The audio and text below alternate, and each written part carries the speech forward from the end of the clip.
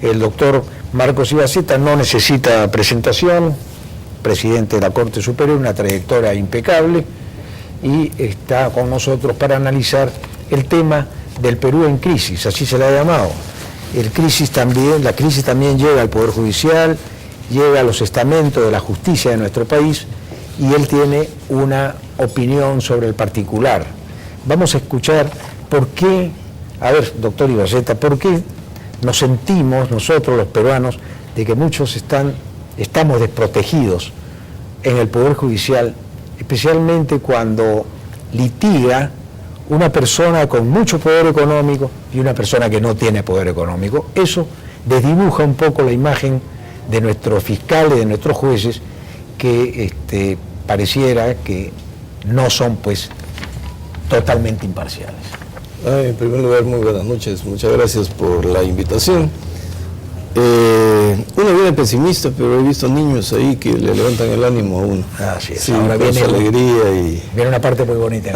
Así es, así es. Yo siempre he sostenido que los poderes judiciales son los espejos de los pueblos a los que pertenecen. Porque realmente al sistema de justicia no va lo bueno, va lo peor. Porque el conflicto lleva a lo peor. Y cuando digo lo peor no me refiero necesariamente a que las personas que van a hacer lo peor, sino lo peor es el juego de intereses que hay en el Perú que prevalece sobre la institucionalidad. Es decir, para liderar un país uno tiene que estar libre de prejuicios y hacer funcionar la meritocracia, que al que vale hay que reconocerle su valía, aunque sea el rival más cáustico, más crítico. Acá no. Acá el que no adula no llega. El que adula, ese está en el poder. Y nos hemos acostumbrado a ser un país de adulones. Qué triste, ¿eh? Y no a decir lo que pensamos para no colisionar con el poder, porque el poder nos va a aborrecer. Y si el poder nos aborrece, nos persigue o nos mata una carrera o nos frustra. La percepción de la población es esa. No confía en ningún político, no confía en sus instituciones, no confía en sus policías, no confía en sus jueces, no confía en nada, porque sabe que es un juego de intereses. Caramba. Uno puede tener la razón, puede tener el derecho, pero si están los intereses por medio... Así, yo rescato una minoría que tiene una interés moral. Pero cuando después de años hemos visto quienes llegan a la cúspide, no son los que ejercen liderazgo. Son aquellos que se quedan quietos, se disfrazan de obedientes, simulan obsecuencia y están en la argolla de los que soportan, se humillan. Al que no se humilla, ese no va a llegar, porque estorba. Hay otra figura más. Después de tantas investigaciones, conversando con muchos jueces que se respetaban, decíamos, al interior del Poder Judicial, y esto debe ser en todas las instituciones, la deshonestidad siempre está organizada en una estructura piramidal que cuando hacíamos viajes de control, había el vértice de la Corte Suprema que controlaba el sur, otro el centro, otro el oriente y otro el norte. Por lo tanto, era un poder gigantesco. En cambio, la honestidad estorbaba y tenía que actuar en soledad.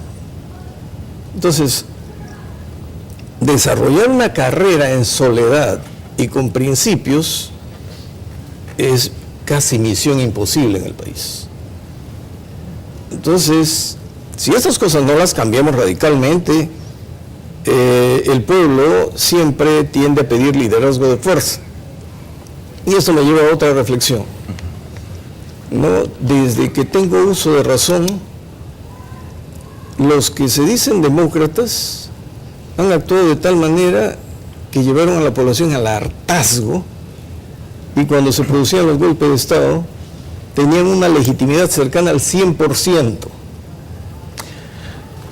Ahí tengo una pregunta, si nos puede ayudar el doctor Marcos Ibazeta. ¿Cómo reconocer a un buen juez? Debe haber algo.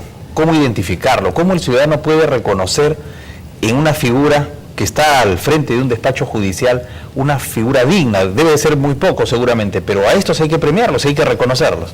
Sí, yo diría que es muy fácil, pero hablemos desde una perspectiva mayor. El Poder Judicial no es sino un ente que brinda un servicio público.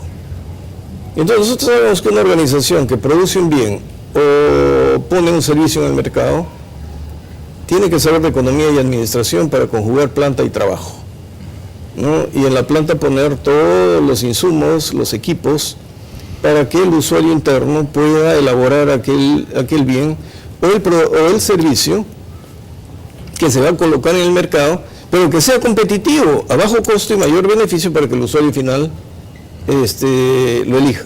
Acá estamos ante un monopolio, pero desde todo el tiempo que he estado en el Poder Judicial, yo me he dedicado a estudiar mucho administración y economía, para tener otra visión y descubrir que ahí está la clave. Pero ver a un presidente de la Corte Suprema sustentando presupuesto en el Congreso durante toda mi carrera judicial era lo mismo.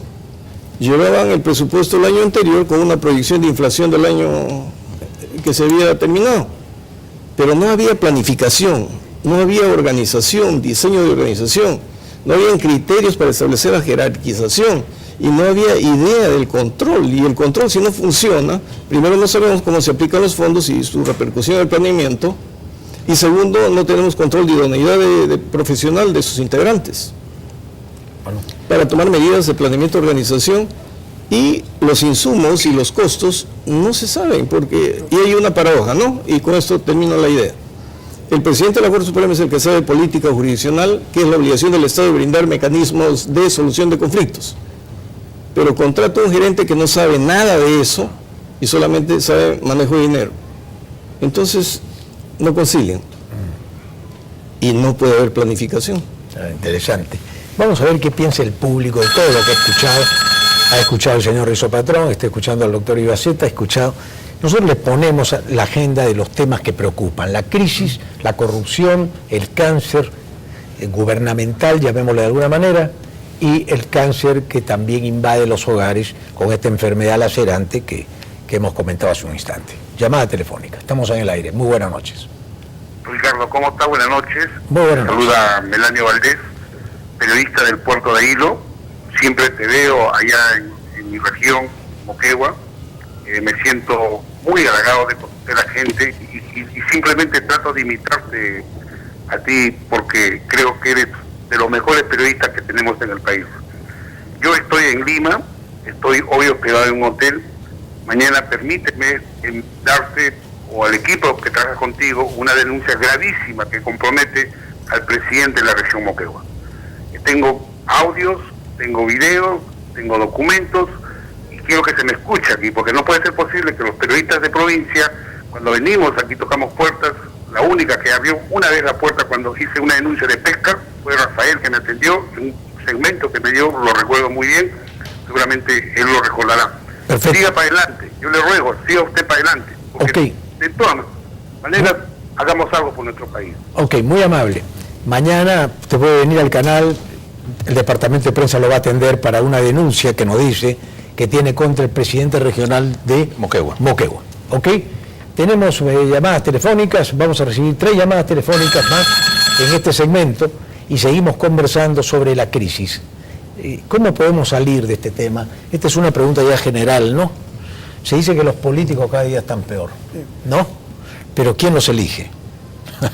No, los elige el pueblo que nos llama. Aquí hay, por ejemplo, un elector seguramente. Estamos en el aire, buenas noches. Aló, buenas noches, Belmo, ¿qué tal? Señora, buenas noches. Aquí de verdad que me es agradable conversar contigo. Admiro la fortaleza que tienes, tantos años que te conozco, y la verdad que el panel que está ahorita es encantador. El juez que está a tu costado, lo he admirado desde el caso que tuvo con la Terruca, ¿no? Después quiero comentarte, yo cuando tuve 18 años trabajé en el Palacio de Justicia como secretaria de un juez en el 5º piso.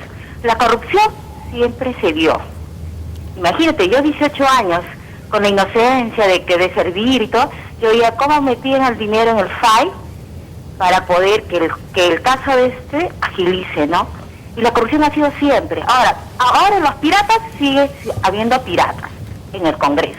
Lamentablemente el Perú está lleno de piratas. Pero no estamos, yo le llamo piratas porque nos roban, nos siguen robando. Bueno, señora, estamos en la misma línea. Acá estamos con el mal, el diagnóstico ya lo tenemos. El Perú está corrupto por todos lados, pero dicen que el pescado se pudre por la cabeza, ¿no es cierto?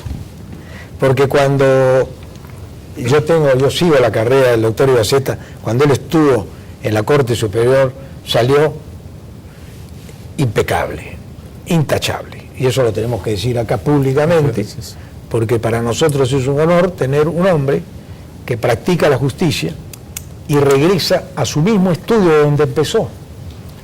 Y con las personas que lo han visto en televisión y que nos llaman, nos dicen que una de las personas más correctas que ha pasado por el Poder Judicial es el doctor que nos acompaña esta noche. Y yo quiero poner la siguiente llamada al aire, porque aquí se ha dicho mucho, el señor Rizopatrón ha dicho cosas interesantes también, pero vamos al aire con las llamadas telefónicas. Sí, adelante. Buenas noches. Muy buenas noches, volumen, por favor. Sí, Luis Sánchez de Surco. Luis Sánchez, hermano, orgulloso de ser peruano. Te escucho. Gracias. Sí, estaba escuchando y yo estoy de acuerdo de que toda actividad humana requiere control y ese control debe ser totalmente independiente, eficiente y eficaz y transparente, ¿no? Para que no exista corrupción. Necesariamente el control tiene que estar empoderado y si no hay control en toda actividad humana, de todas maneras se va a corromper. Por eso ¿A qué control te refieres, perdón? Supongamos que una institución, en este caso el Poder Judicial, tiene que tener un organismo independiente que haga el control, la fiscalización, a ese tipo de control, fiscalizar todas sus actividades, porque es bien claro que en arca abierta justo peca. Pueden entrar muchos jueces muy honestos, pero si no se les controla, si no se les audita, de todas maneras van a caer. Absolutamente en lo cierto.